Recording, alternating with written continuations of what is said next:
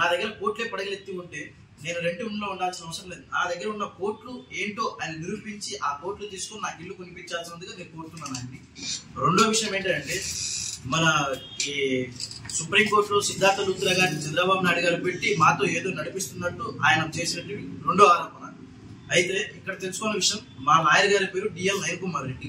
ఆయన పేరు Telangana advocate. First నుండి మొదటి నుండి నాకు పులివెందులు అయితేనేమి, కడపలో అయితేనేమి మొత్తం ఆయన హ్యాండ్ ఓవర్ జరిగింది నా కేసు అంతా.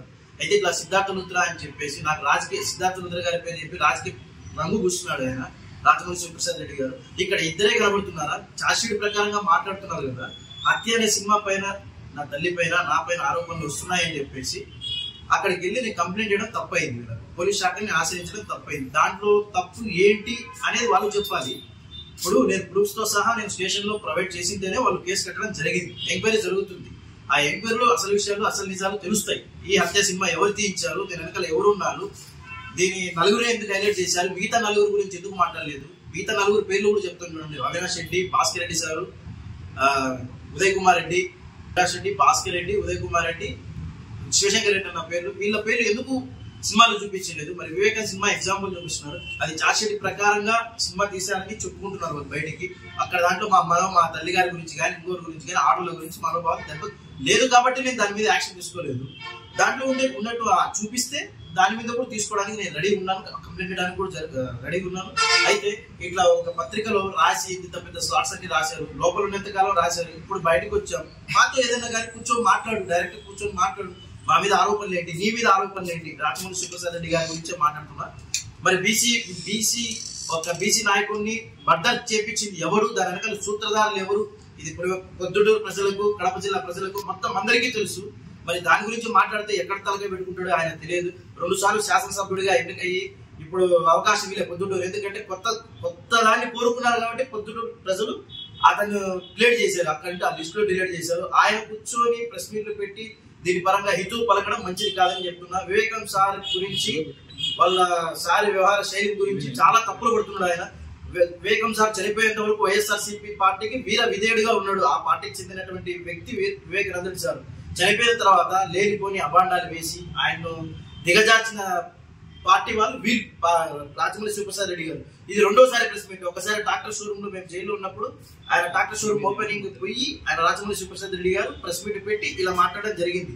అప్పుడు కూడా అన్నాం చేసింది నలుగురే. మరి ఇప్పుడు వాళ్ళ మాట వింటున్నారు కాబట్టి మిగతా 2 పేర్లు రావట్లేదు బయటికి. మొత్తం 8 మంది అయితే ఇప్పుడు 2 ఎందుకు ప్రధానంగా చూపిస్తున్నారు, టార్గెట్ చేస్తున్నారు. అందుకనే ఈ రోజు చెప్తున్న వైఎస్ఆర్సీపీ పార్టీ వాళ్ళతోని ప్రాణాలు ఉందని ఈ మీడియా ముఖంగా తెలియజేస్తున్నారు. ఇంకోటి లాయర్ ఓబులెడ్డి గారు ఆయన అంటున్నారు, పులివెందుల పోలీసు వాళ్ళు ఆగమేఘాలుగా ఎఫ్ఐఆర్ కట్టాల్సిన అవసరం ఏముంది అంటే, నేను ప్రూఫ్ తో సహా వాళ్ళకి ఇస్తేనే వాళ్ళు దాన్ని ఎంక్వైరీ చేసి తర్వాత ఎఫ్ఐఆర్ చేయడం జరిగింది. దాని పోలీస్ శాఖ వారిని తప్పులు పట్టడం, మిగతా ఇప్పుడున్న ప్రభుత్వాన్ని తప్పులు పట్టడం ఏ మాత్రం కరెక్ట్ కాదు.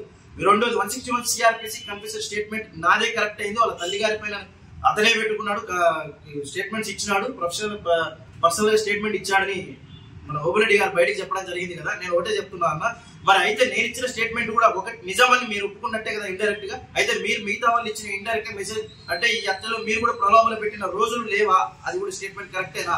అయితే ఇండైరెక్ట్ గా ఒప్పుకున్నాడా, అగ్రీ చేశాడా? ఈ వివేకం సార్ కేసులో ఆయన కూడా ఏదో ప్రలోభాలు పెట్టినట్టు, సాక్షులు ప్రలోభాలు పెట్టింది నిజమా అని ఆయన ఒప్పుకున్నట్ట ఇండైరెక్ట్ గా ఆయన ఓబులెడ్డి.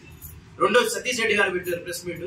హంతకుడు నేను జైల్లో ఉన్నంత కాలం రిమాండ్ ప్రిజనర్, నేను అంతే. బయటకు వచ్చినా కూడా కోర్టు న్యాయస్థానం పరిధిలో ఉన్నాను కాబట్టి నేను రిమాండ్ ప్రిజనర్, అనుమానితంగా అవుతాను కానీ అంతా కూడా నా మీద ముద్ర వేయాల్సిన అవసరం లేదు.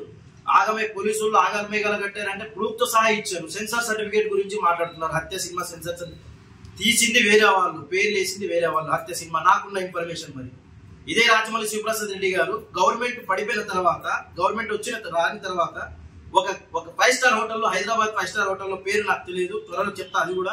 ఆ హోటల్లోకి పోయి ఎవడి కాళ్ళు పట్టుకొని డబ్బులు ఇచ్చి నన్ను చేసిన భూ కబ్జాలు అయితేనేమి, అక్రమాలు అయితేనేమి, నావి బయటికి రాకుండా చెయ్యండి అని ఎవడి కాళ్ళు పట్టుకున్నాడో తెలియదా పొద్దుటూరు ప్రజలకు అని నేను అడుగుతున్నా. ఇంకొకసారి చెప్తున్నాను, ఏమైనా ప్రూఫ్ తో మాట్లాడండి. సునీల్ యాదవ్ దగ్గర కోర్టు ఉన్నాయంటున్నారు. కోర్టులు ఉంటే ఈ రోజు ఇటువంటి పరిస్థితుల్లో నేను గడపాల్సిన అవసరం లేదు. అదే కోర్టు ఆయన తీసుకొని నేను అడిగిన ఒకటే ఒక కోరిక, ఇల్లు తెప్పించమని చెప్పండి, స్థానికంగా నాకు ఉండేటట్టు ఇల్లు కల్పించవలసింది కోరుతున్నారు. రాజమౌళి సినిమా పైన నేను కంప్లైంట్ ఇస్తేనే ఉలికిపాటు ఎందుకు ఉలికి పడుతున్నారు అనేది నా అనుమానం.